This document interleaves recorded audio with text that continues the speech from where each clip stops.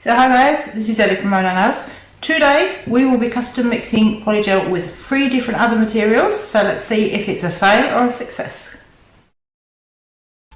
Let's start off with a small amount of the Modelones Polygel in a dappen dish. I'm just going to squeeze a little bit out, I don't really know how much I need. And the first technique, what I'm going to be doing is I'm going to be mixing it with a gel polish. This one is from the Beetles range. Now if I mix this, it's like a pretty baby blue. If I put that in clear, I know it's not gonna come out very opaque. And I'm just taking my e-file with an old tired drill bit that I'm not going to use. I've had to add a little bit more because the colour didn't come out at all. And again, I'm just going to be mixing that in until it blends smoothly and looks nice. I want to maybe do some icicle nails soon, and I was just thinking that if I had a nice shade of baby blue, it would turn into a nice ombre. So I thought I'd get a bit creative. I've got like some little blue foils that I thought I'd add just by throwing them in. This is just a bit random, and I'm going to try to mix them. I've actually taken out a cuticle pusher, and these are going to break up, but I still hope that they'll keep their effects. I'm going to chuck in a few pieces of mylar. So let's get this on. To be quite honest, I mean, it might be a tad more runny than it is without the gel polish, but I mean, I've used such a small amount of gel polish, it shouldn't really matter. I mean, it's going on nice and lively like it usually does. So when that's done, I'm going to put that in the lamp and give it a cure.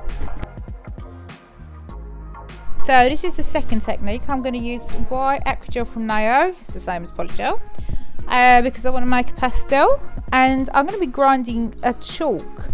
And again, I've just cleaned off that old nasty bit, and I'm going to grind the chalk against the Polygel and try and get it in my dappen dish.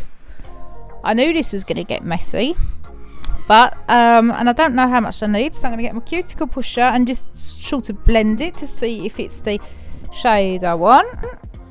I mean, I ain't gonna lie, it's still got a really sort of nice creamy consistency. I can't really tell that I've put anything in it, but I want it to be a little bit stronger, so I'm just going to grind up a little tiny bit more. And again, I found it was easy to blend this one manually, so I'm just going to give it a good whirl with my cuticle pusher, and that's the consistency. It's really nice and easy to work with.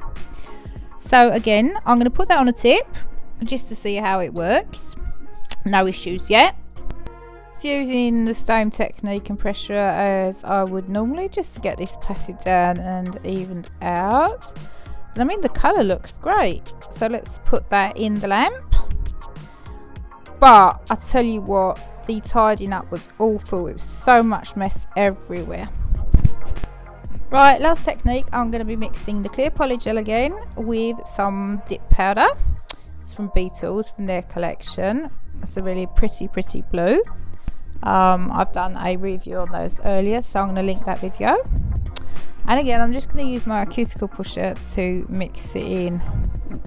But this isn't working out as well. This is like turning into a thick, dry chewing gum kind of consistency. It's really nasty. So what I'm going to do is I'm going to have to add a bit more polygel and give it a mix. It's starting to get better, but I still don't like the consistency of it. Okay, so that's acceptable. Let's put that on a tip and see how it's working out. It's going on fairly well, to be quite honest, and the colour's nice.